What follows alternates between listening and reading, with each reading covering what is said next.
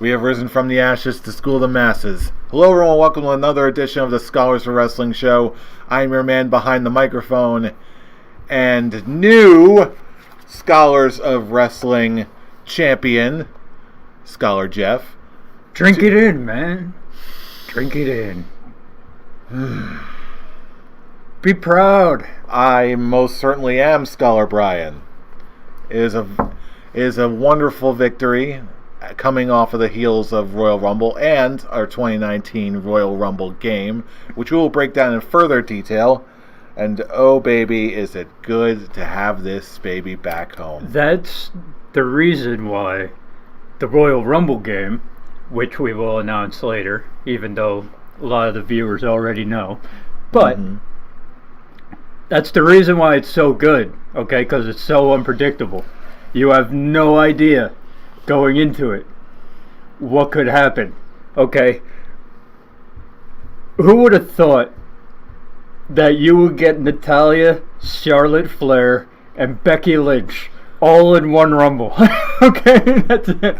I'll tell you what, if there's anything I've noticed between running these games, is that the winner usually, if you get the correct number of the person who wins and you predict the winner themselves, your odds are you're going to win. Odds are you're going to win, and when you're lucky enough to get the three people who I believe had the most eliminations in the match, okay, surefire recipe for success. Doesn't matter. It didn't matter what happened in the second Royal Rumble, because at that point you'd already won. The performance was that strong. And you know what? When it came to this prestigious title, that's the thing. Even if the Royal Rumble game had nothing to do with this, on predictions alone, the way we've always done it, I still would have won. I would have won by 1 point.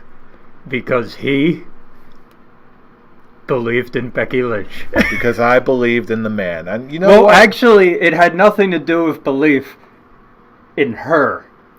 I didn't have the belief in the WWE creative team to actually have the balls to do it. But, and for once, they actually proved me wrong. And I'll tell you what, looking back, every single time I've won this championship, it's always been following my heart. It's always been betting on the long shots and following my heart that, you know what, eventually the will of the people has to come through.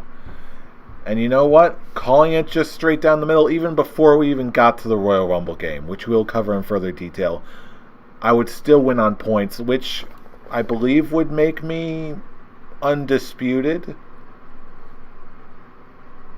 Womp womp. Reigning. Defending. Undisputed. Scholars of Wrestling champion. Yes.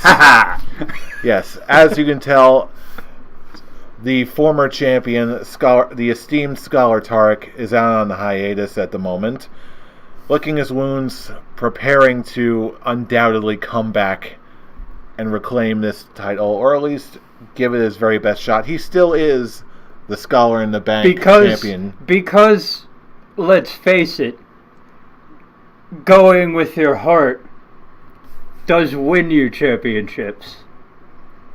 But let's not get it twisted. Okay? It will cause you to lose that championship.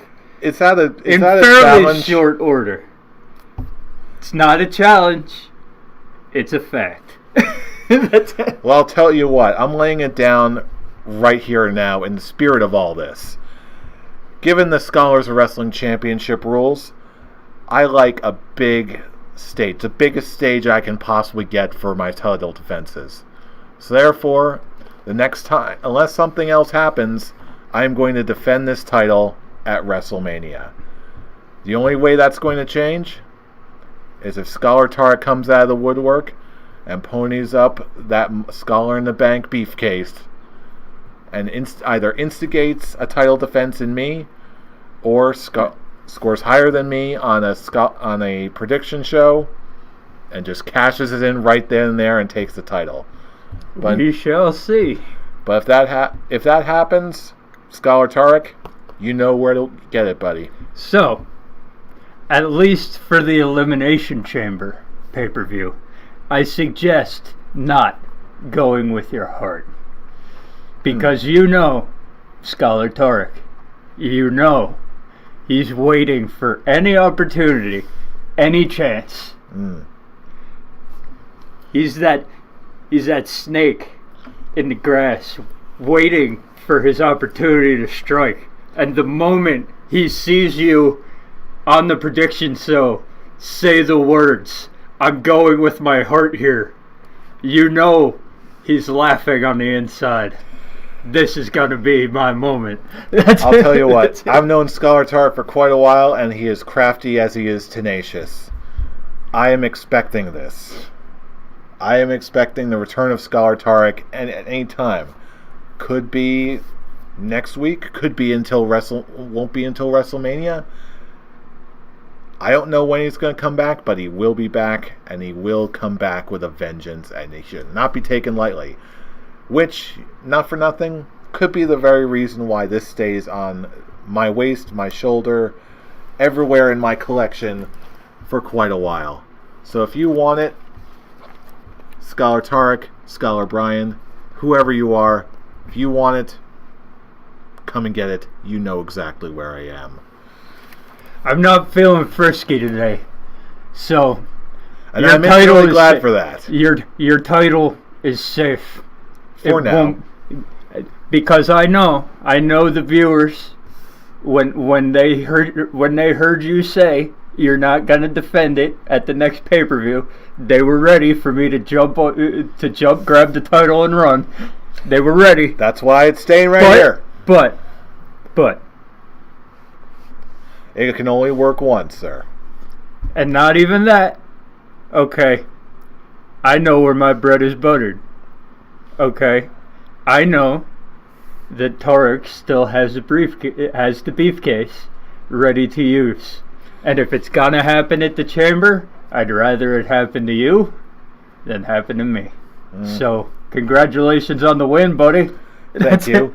And after running the Royal Rumble game, I even had some people. Oh, he jinxed it. He rigged it. The game is rigged. I've been running this for 9 years. Yeah, and I just now won the damn thing. If he rigged it, okay, it took him a long time to get the idea. Okay, I don't think if I was really rigging this game, I don't think it would have taken me 9 years to win it. But we'll cover that in extended detail. But for now, we've got the 2019 Royal Rumble show to cover, starting with the surprise pre-show match. I don't think anyone saw coming unless you saw a show that I didn't. Rude and Gable defeating the mismatched team of Scott Dawson and Razor of the Authors of Pain. This was made out of nowhere. Okay. And let's be completely honest. Nobody cared at all. This was so that they could put people in the spot that they normally put people when people are filing into the arena. They didn't have a match for that time slot. Mm-hmm. They didn't have one. So they were like, okay, Rude and Gable don't have anything. They're not going to be in the Rumble match. So let's throw them out there. And let's get Dawson some time on TV, some time on the pay-per-view, because he's been the one complaining the most on the Revival. Excuse me. And let's get Razor out there. Slipshod matches. Let's get Razor out there because Akam's injured. So let's get him on the pay-per-view. Give him a paycheck. Let's give him a paycheck. And it showed. The match was haphazardly thrown together. Nobody cared. Rude and Gable win. Yay.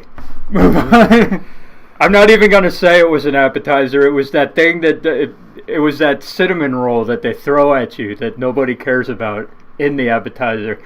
Dude, you don't care about cinnamon rolls? Fine, I'll never have you over for brunch. Next match. Shinsuke Nakamura defeating Rusev and getting back the United States Championship. And now this one I did not see coming. And it won't matter in the long run anyway.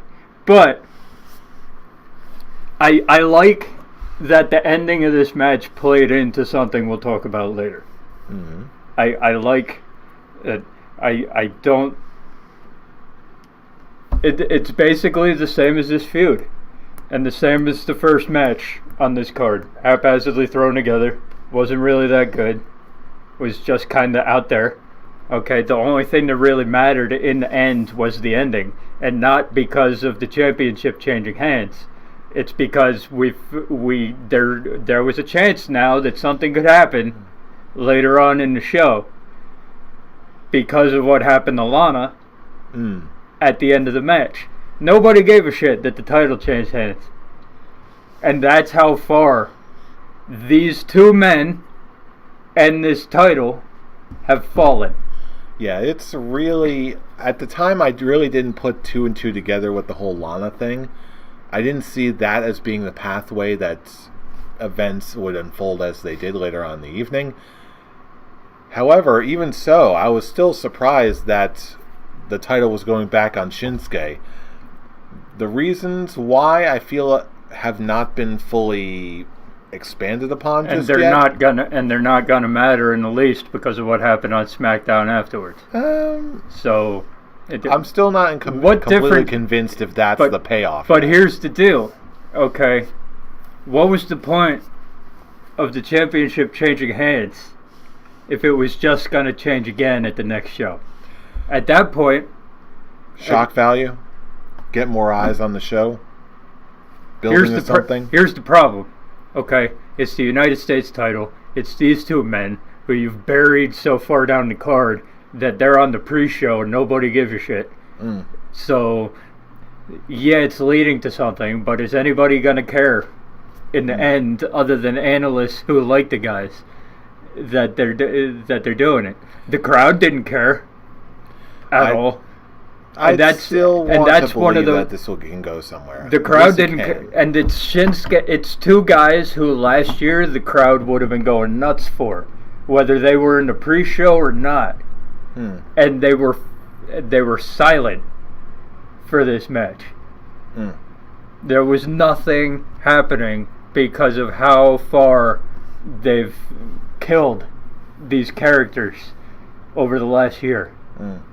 So this was a match that, with the participants in it, should have been a lot better than it was.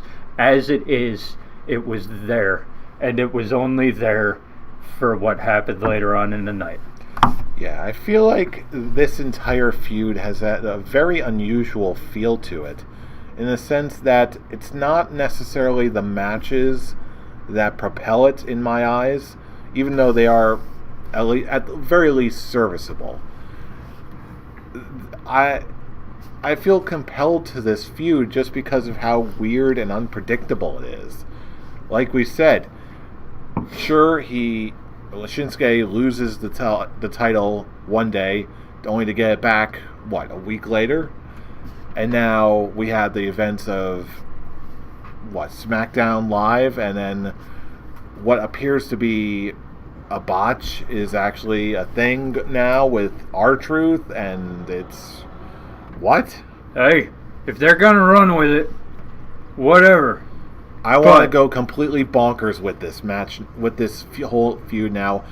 At Elimination Chamber, I want a triple threat, something on a pole match. Go full Russo with this. Then it will go... Lana in a cage. Let's go straight. You want to go wild? Let's go. Lana in a cage match, Elimination Chamber, book it, Russo. It'll go from a forgettable slapshot feud to at least we can have fun with it. Never forget. At least we could have fun with it. As of right now, this is stupid. But yet, as with anything in wrestling, the story goes on. Just like this next match, the final match on the pre-show, we had Buddy Murphy defeating Akira Tozawa, Hideo Itami, and Kalisto. Kojima! Yes, Kojima. And yeah, this must have been the final straw for Hideo Itami, who just may have seen the writing on the wall after this. It's quite possible that... Well, yeah, he got pinned. He was the one who got pinned cleanly. Okay, there was a shot.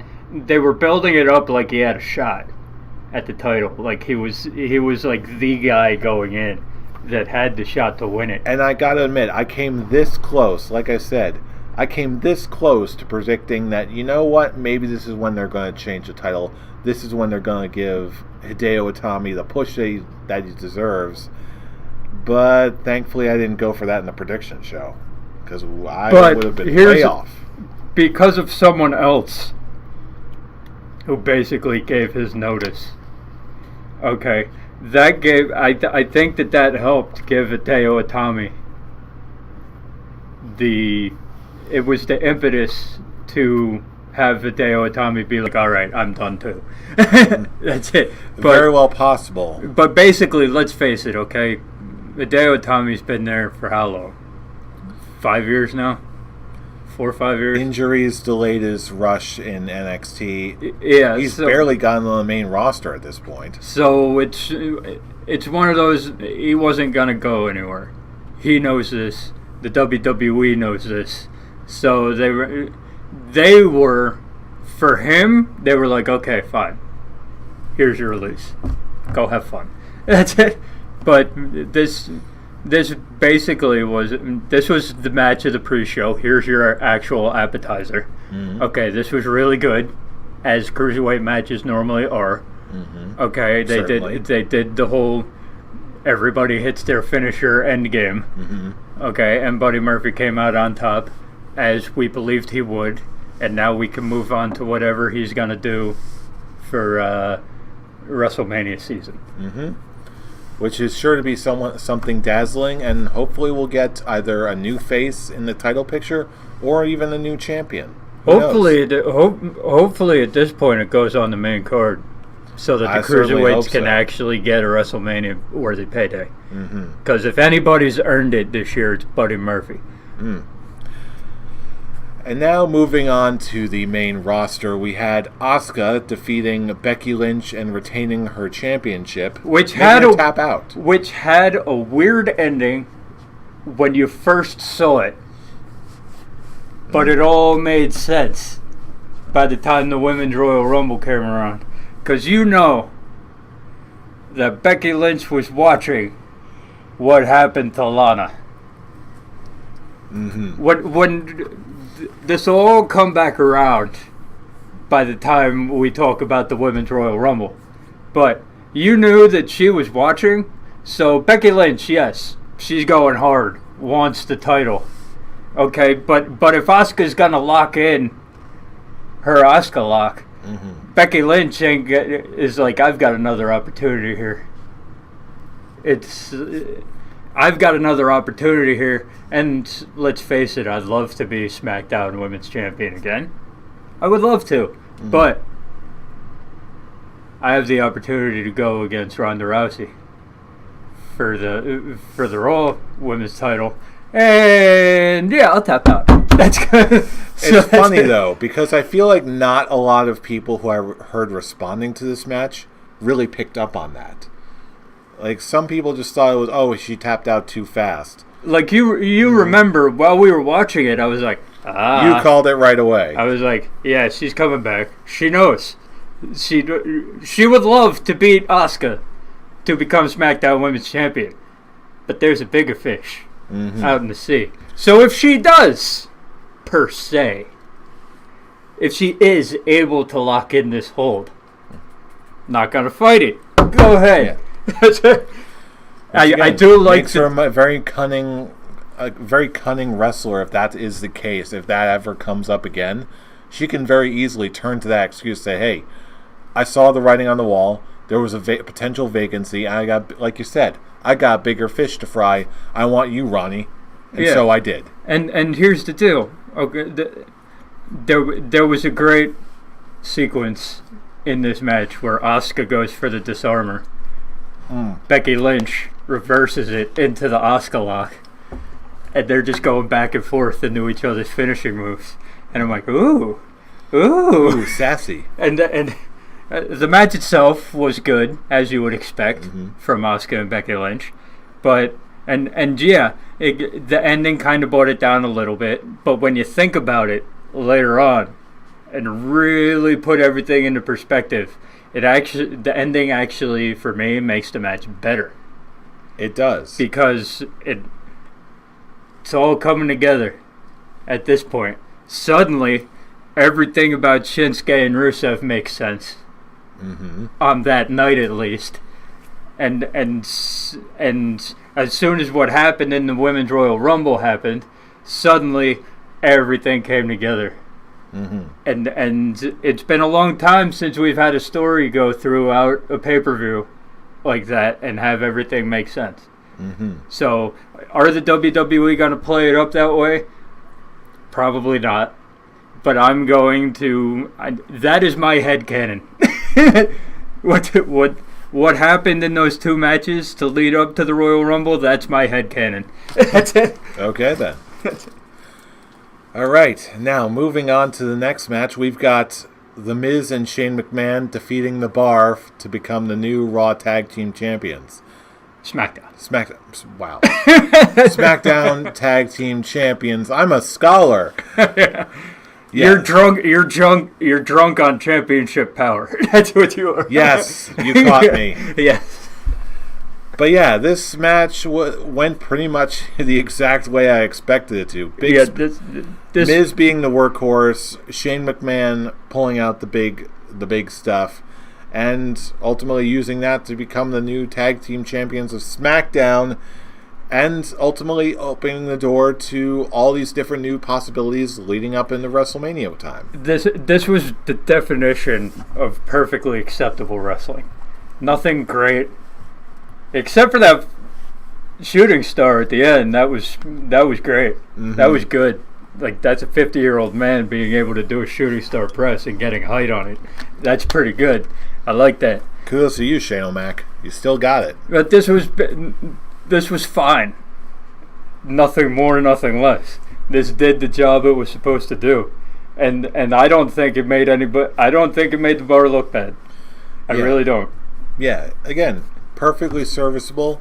I think for me personally, this was around the point in the show where I realized, not just me, but I feel like most of the people watching are just waiting for Becky to do something. They're waiting for something to happen. They're waiting for Becky to do something. They're waiting for a big moment from the Royal Rumble match. Like, all the focus is on these moments. The crowd wants these specific moments, and there's very few people who could have dissuaded them otherwise of that flavor of what they want. Because that's the blessing and the curse for having someone so over that they take over the company. Okay? It does hurt your show.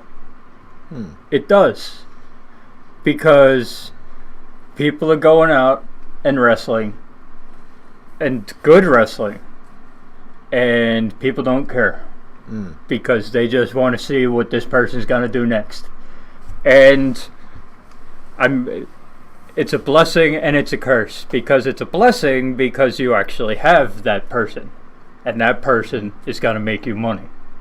And that it's not like it's someone who doesn't know what they're doing either. So it's like it's a really good person to have that kind of power.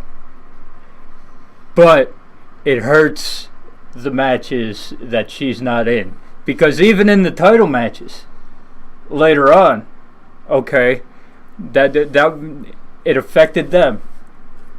It affected them because there was burnout involved. So it's a blessing, it's a curse. All in between. Yeah, it's, to me, the flow of the match and where it is on the card can also affect this feeling too. And as for this next match, Ronda Rousey defeating Sasha Banks for the Raw Women's title. This was one of those matches that defies that normal mentality, where even though, people generally like Ronda, people generally tend to like Sasha, all the focus is on the Becky Lynches of the world. This is one of those cases where you stop that just by being so damn good at what you do. Yeah. This match was really exciting to watch, even though I think most of us figured what the result would be. this is one of those things where, even though that I personally see an upper echelon of the women's division, like, to me, there's 4 big names in the women's division right now: Ronda Rousey, Becky Lynch, Charlotte Flair, Asuka. Those are the 4 biggest threats. I sort of thought for a while, I used to love Sasha, I still do, but she almost seemed like she was taking a back seat for a while, tagging with Bayley, feuding with Bayley, and then switching it around once again. And especially now that we know what's most likely going to happen at Elimination Chamber next month. So you knew going in, everybody knew going in, there's no way that Ronda Rousey is losing this match. There's no way. No. But however, the crowd at the beginning of the match didn't care. Beginning of the match. Mm-hmm. But as you said, once Sasha Banks actually started hurting Ronda Rousey, and they made, like, analysts and marks and all that, we all knew that Sasha wasn't going to win, but she put doubt in the minds of the casuals who were at the show, and the casuals started getting really into it. And because that's a testament to how good Sasha Banks truly is. We've seen her with some wistful moments where she was crying when she was like, "Oh, this is great for women. This is such a moment in history." But when she's being the boss, when she is being that heel character that she was in NXT, when she's bringing out the bitch in her, okay, that's why I don't like her as a face.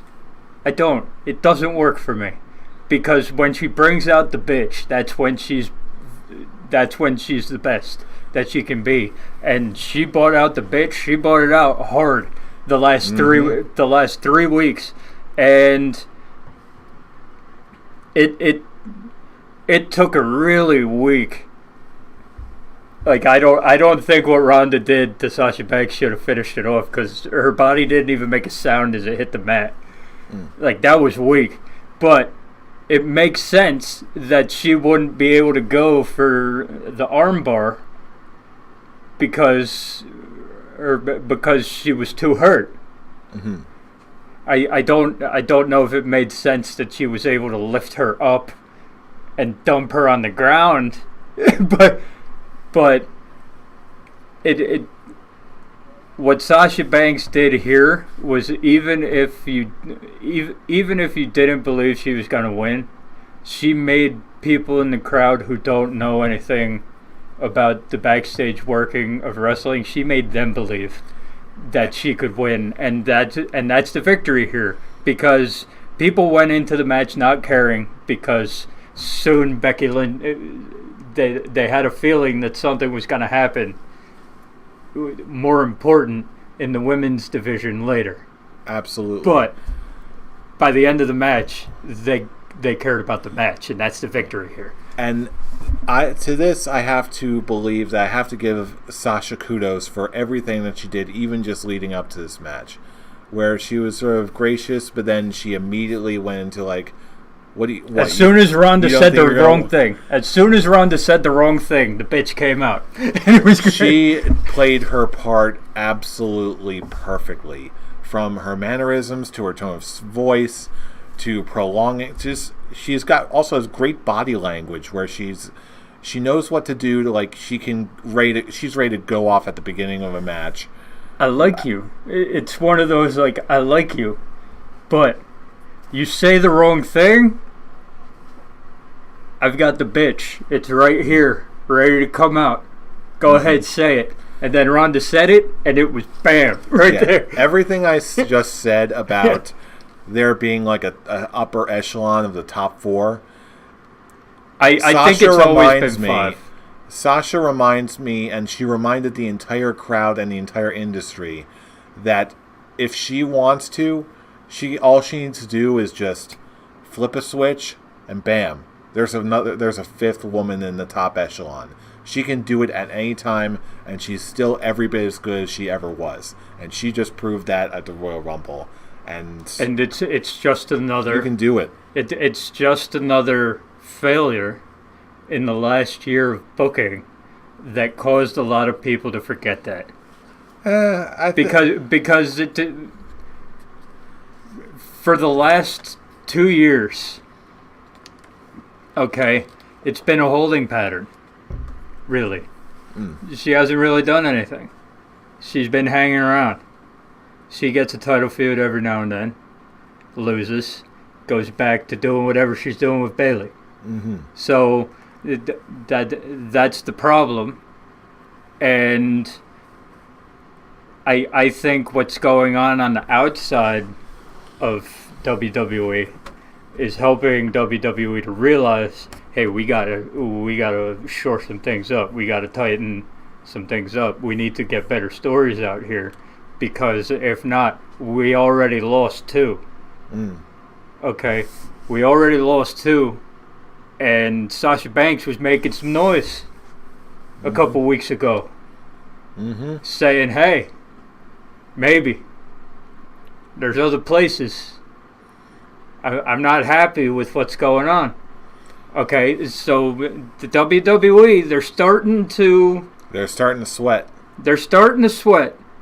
And for me, the product is getting better because of it. Because do I like Sasha Banks?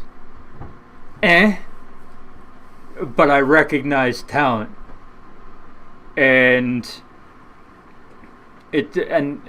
she showed it. She showed out at the Royal Rumble in a match that nobody thought she was going to win. But the victory here is that she made people believe she would win, even though most of us knew she wouldn't. And that's a touch of a great professional and a great wrestler. So kudos to you, boss. You are the boss for a reason. But moving on to what everyone really came to see, this was honestly, in terms of hype and excitement, this was my match of the night. Let's face it, okay? This Becky Lynch won the Women's Royal Rumble. This should have been the main event. As I called. This should have been the main event. Easy. I don't understand why it wasn't. Okay, that is the moment. Okay, that is the moment you end with. Okay, no disrespect to anybody in the men's Royal Rumble. Okay, but they should have switched it up. Okay, last year should have ended with the men's Royal Rumble. This year should have ended with the women's. Because Shinsuke Nakamura's win last year was more electric than Asuka's. Okay, the only reason that they ended with Asuka winning the Royal Rumble was because for the moment afterwards. Ronda. Which, fine, whatever. But this was the moment that should have come out of this Royal Rumble. That's the last thing you should have seen was Becky Lynch pointing at the WrestleMania sign. Okay, that after this match, nobody cared anymore. Went full burnout because what people came to see already happened, and it was done. Okay, now going through the match. Okay, the first part was pretty boring up until Charlotte came out. Speak for yourself. I wanted to see some of Lacey Evans right out of the gate. And that's exactly what I got. I got her at number 1. I got her number 1. Well, you got her number 1. You got her in the game, but I got her right here. And she put in some work. She did. She got 2 eliminations for me. Yeah, she eliminated both the Iconics, I believe. Yes. Not too shabby. She put in some work, but they did the thing that they normally do. At the beginning, they filled the ring up with people. So, and when they do that, most of the time, for me at least, it's pretty boring. Okay, but then Charlotte came out. And people started going over. I'm like, okay, here we go. here we go. The match is getting going. Everything's going well. The pace is picking up. We're doing good things. And then number 28 happens. Oh, and remember what I said. Lana. And remember what I've said about everything finally making sense. This moment is when everything hit. Because Lana can barely walk coming up the aisle. And you know at this point that Nia Jax is coming out at 29 because we know Carmella's 30. And people at the beginning were like, okay, Carmella and R-Truth are the knowns. So they're getting it. So if anything's happening, they're getting attacked and they're getting. And then I was like, 28, Lana comes out limping. I'm like, something's afoot. Something's Literally. afoot. Something's afoot. A twist is coming. and so Nia Jax comes out, does her Nia Jax thing, annihilates Lana in the ramp. And so it's like, okay. Then Carmella comes out. I'm like, well, 28 never got to the ring. What's going to happen here? Then the crowd starts going nuts. There's the queen. And then there's the Khaleesi. And the camera turns, and I'm like, there it is. Mm-hmm. There it is. There's the twist to our story. Becky Lynch is taking Lana's place at number 28. And from that moment, there was no doubt. Mm-hmm. But it's okay sometimes when there is no doubt because of the story that led up to the win. If it's what the people want and you give them what they want, then who cares? And it's not even the fact that they gave the people what they want. It's how they gave the people what they wanted. Okay? Becky Lynch gets in Nia Jax's face. As she should have. Mm-hmm. Because we haven't... Yeah, she attacked her in the back. At that one pay-per-view. Mm-hmm. Whatever. We never got, like, the violent in-ring showdown. Mm-hmm. So they do their thing. I think Charlotte eliminated Nia. I think so. And Nia gets pissed. But Becky is the one who's outside the ring at this point. So Nia Jax says, fuck it. I'm going to take her out. And completely fucks up her knee. Like, completely. As you could tell, the night after on Raw and SmackDown, she's walking with the brace. She could barely move. But she's Becky Lynch, so she's still badass. Mm-hmm. That's it. And Becky Lynch has to overcome all the odds to take it. It's David versus Goliath at this point. Mm-hmm. Because she's up one-on-one against Charlotte Flair with a bum knee now. In the Royal Rumble, and Becky Lynch comes out on top. That was the perfect way to do this. Mm-hmm. It was. This was 100% impeccable booking. This was glorious. This was exactly how she should have won.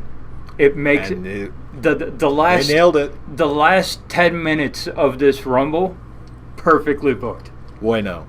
That's it. And it's been a while.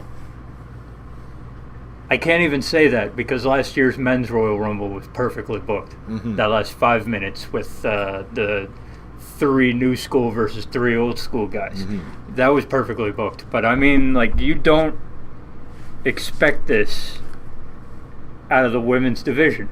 Mm-hmm. You just don't. And now how they did it were changed tonight. How they did it should show. Okay, they're still gonna find a way to put Charlotte in this match. I think it's a mistake at this point because at the Royal Rumble proved that the main event of WrestleMania doesn't need a third. Mm. Okay, Becky Lynch versus Ronda Rousey will sell, and the crowd will be into it, and just adding Charlotte in there could actually hurt the damn thing. So, but as of right now, this was the perfect way to do this. Goat face, baby. Goat face Rumble. There's no doubt. Absolutely no question there. But now we come down from the high of that, and now we have Daniel Bryan defeating AJ Styles in a good match, but the crowd was just so tired out that they were still in recovery mode during this match. I don't Not think unlike the Shinsuke AJ match at last year's WrestleMania. It felt the exact same way. I want to care. I like both these guys a whole lot, but after everything we got before that, it was just tiring. I felt like my mind and my body were still recovering to gearing myself up for the rest of the show. And that's another reason why the Women's Royal Rumble should have been the main event. The WWE does. I don't think the WWE understands what they have in Becky Lynch. And well, you know what? They better know now. They have a clue, but they don't understand that everything after Becky Lynch on a show, okay, the crowd doesn't care. It doesn't matter who you throw in front of them. They threw out Dean Ambrose and Seth Rollins at TLC, and yeah, the feud was lackluster. Okay, but it's still a match between Dean Ambrose and Seth Rollins. Mm-hmm. When Dean Ambrose actually still gave a shit. So it's one of those, like, and what do you think happened? The crowd wanted Becky Lynch. Mm-hmm. So that match was fucked from the get-go. Okay, it's the same thing here. Really, okay. The crowd was only into the matches before that because they knew they believed they were going to get another Becky sighting. Okay, as of this point, they knew that they weren't going to get another Becky sighting because they already blew the Becky load halfway through the show. Okay, so they were like, yeah, it's Daniel Bryan, yeah, it's AJ Styles. Don't care, Becky Lynch is gone. Yeah, it's Brock Lesnar versus Finn Balor. Yeah, we'll get a little more into it, but yeah, Becky Lynch is gone. But whenever Poochie's off screen, people should just be asking, "Where's Poochie?" So I'm not saying Becky Lynch is Poochie, not at all. People actually like Becky.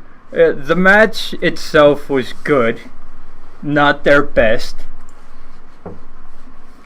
It's kind of hard when you have 4 months in a row of matches. Now I want Becky Lynch to be louder, angrier, and have access to a time machine. Book it, WWE. After WrestleMania, there you go. There's your next 6 months of booking. But yeah, this feud's been going on for too long. Okay, that's another problem. They're probably on Daniel Bryan, AJ Styles burnout at this point.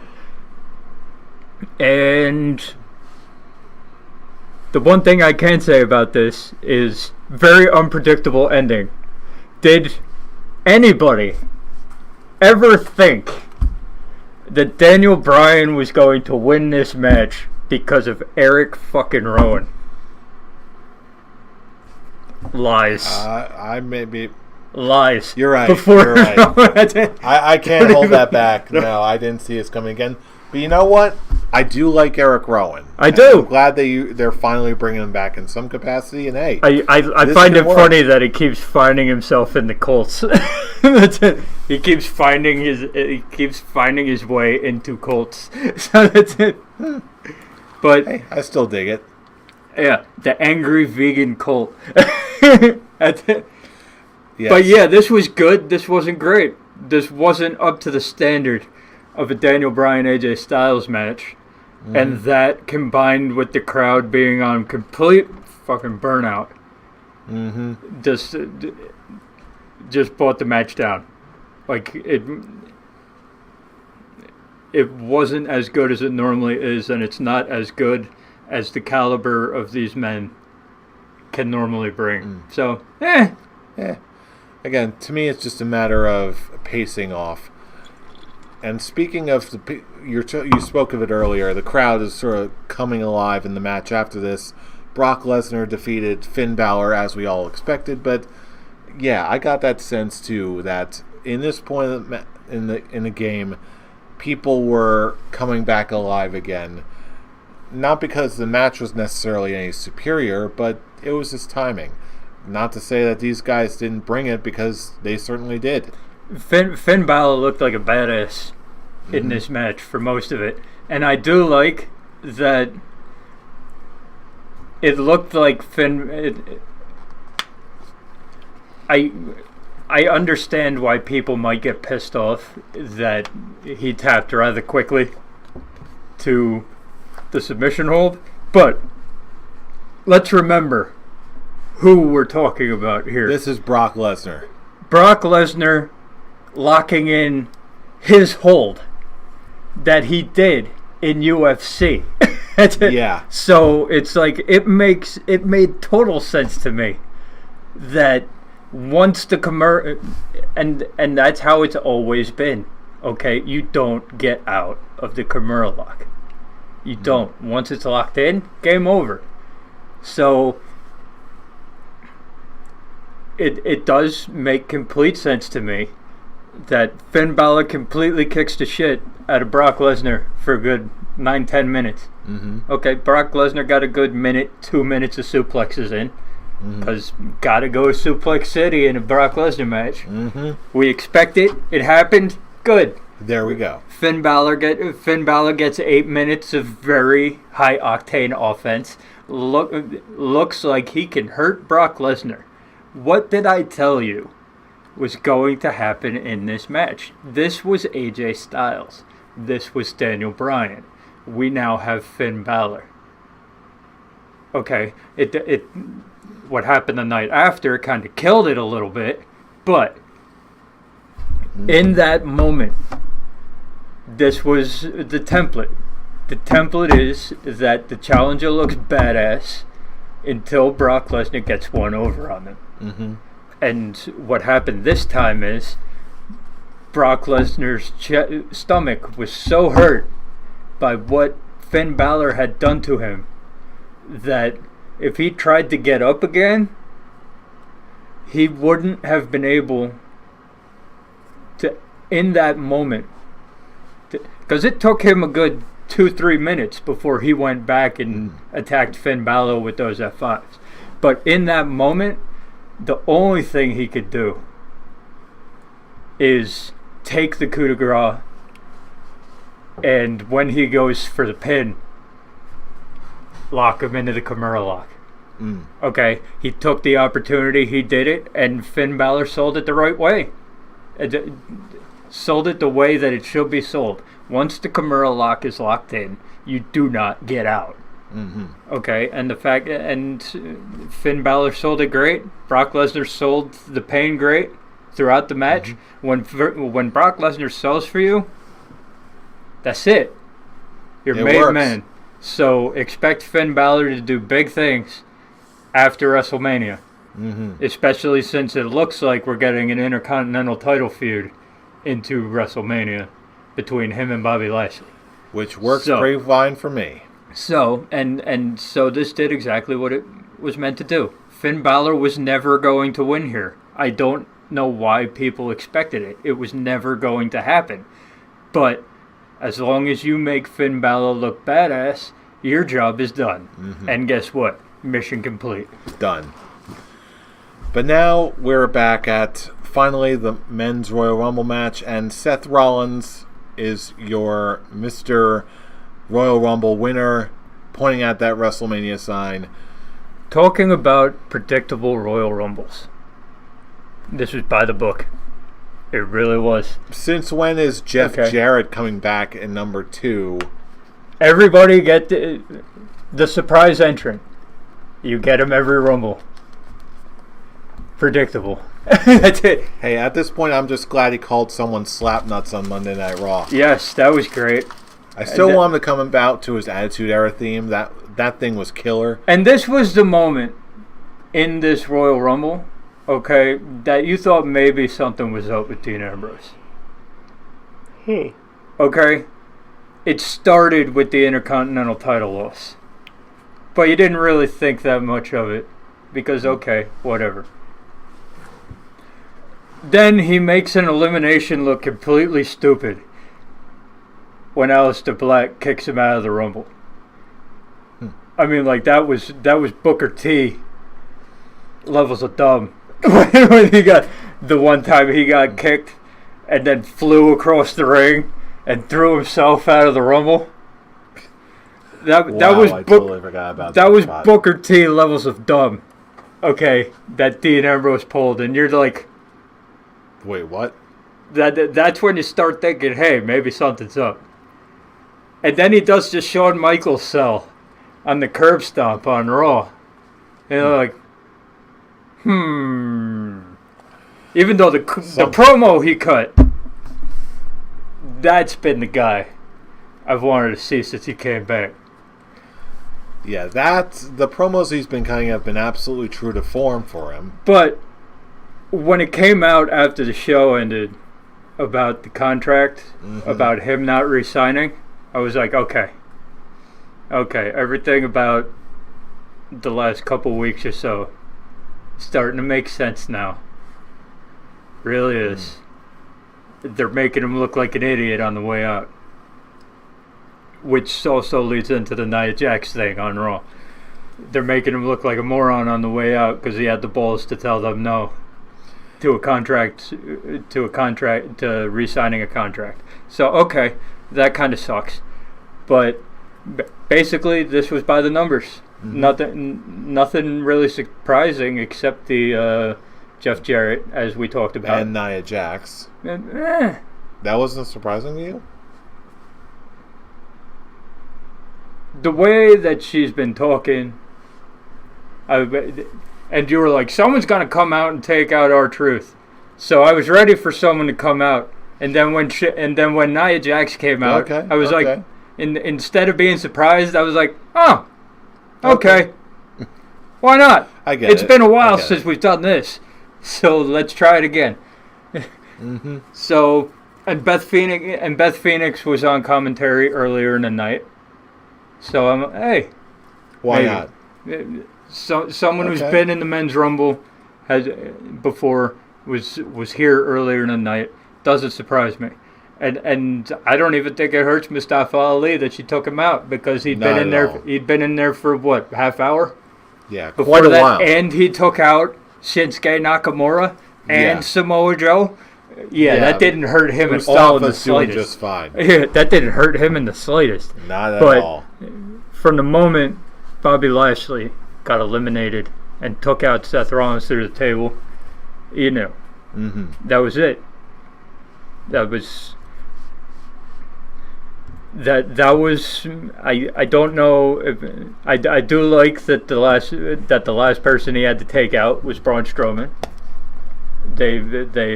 I think they did that correctly.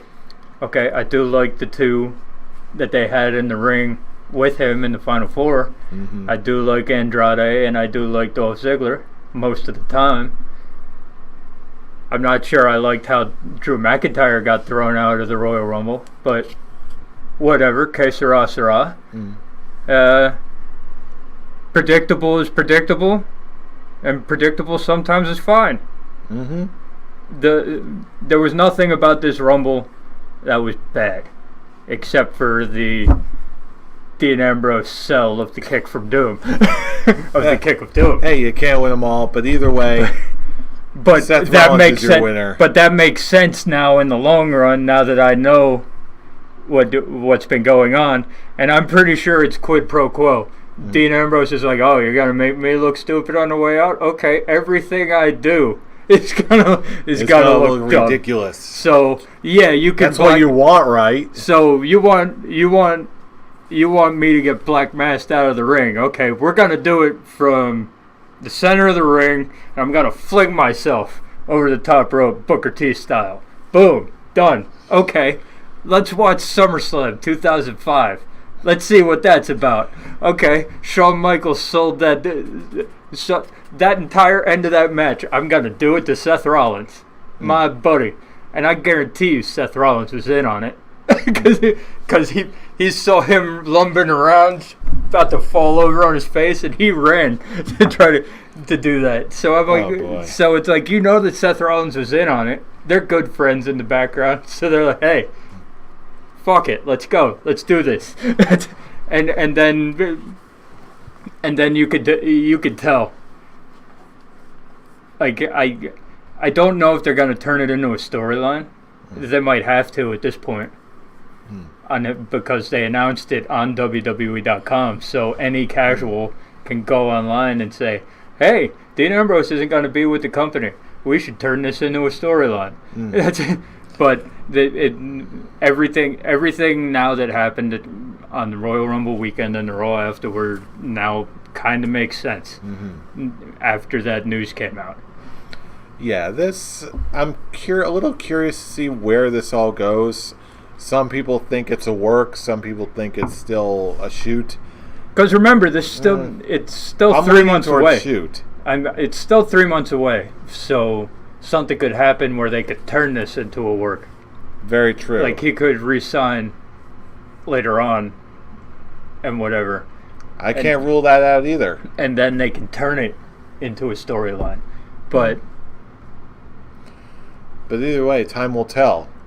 I don't think the WWE expected that the first person to opt out of their contract was going to be Dean Ambrose. Certainly not. Certainly not. But at the same time, if you've been following the way he has a tendency to roll, it doesn't not make sense. And he hasn't looked into what he's been doing since they changed the heel character on him.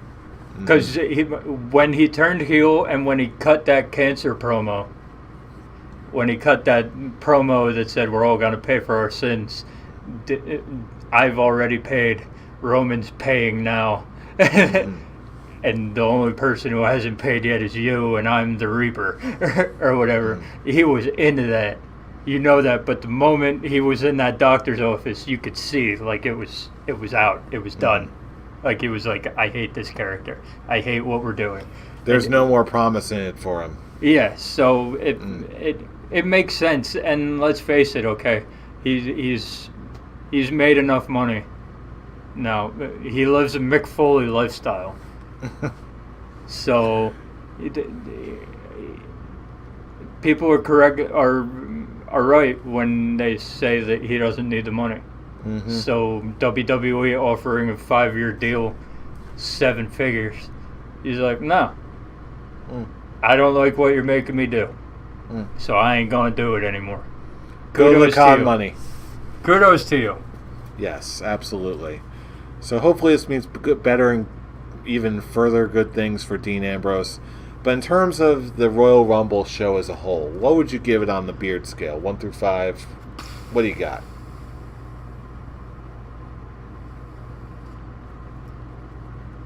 A high-end classic goatee. There was nothing bad. There were only the pre-show was actively bad. Okay, at least the first hour and a half of it.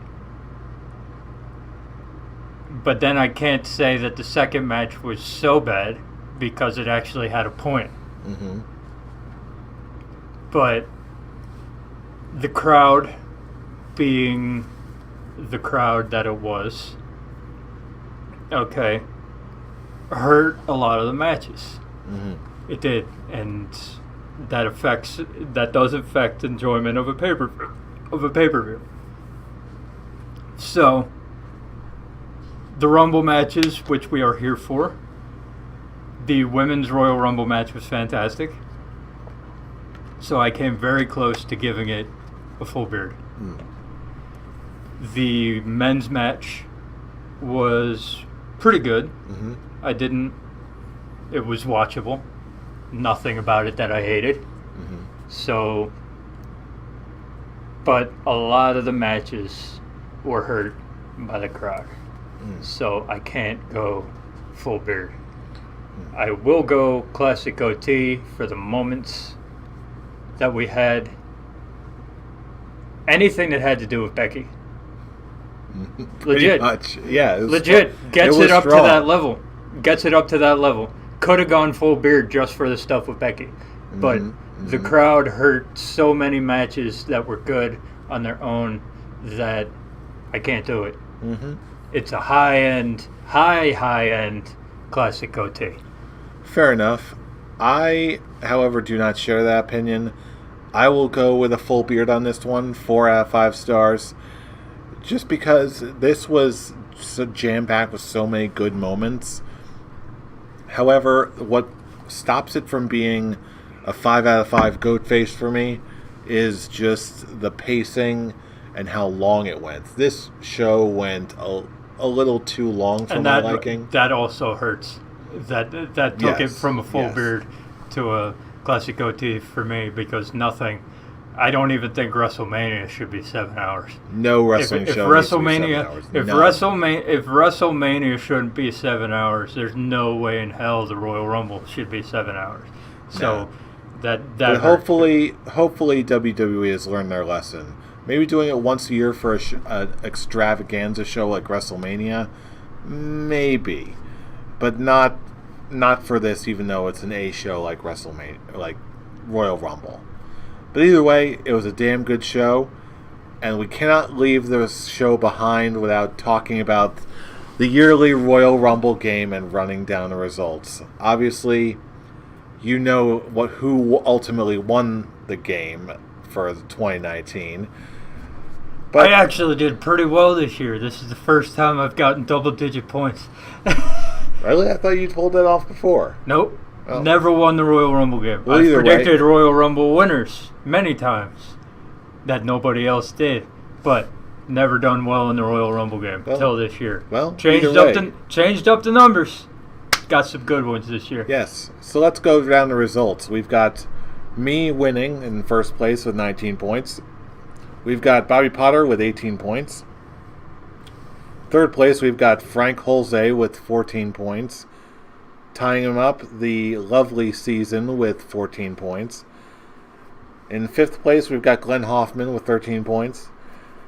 Tied for sixth place, we've got John Michael LaRusso and Brian Ringwood, that's you, with 12 points.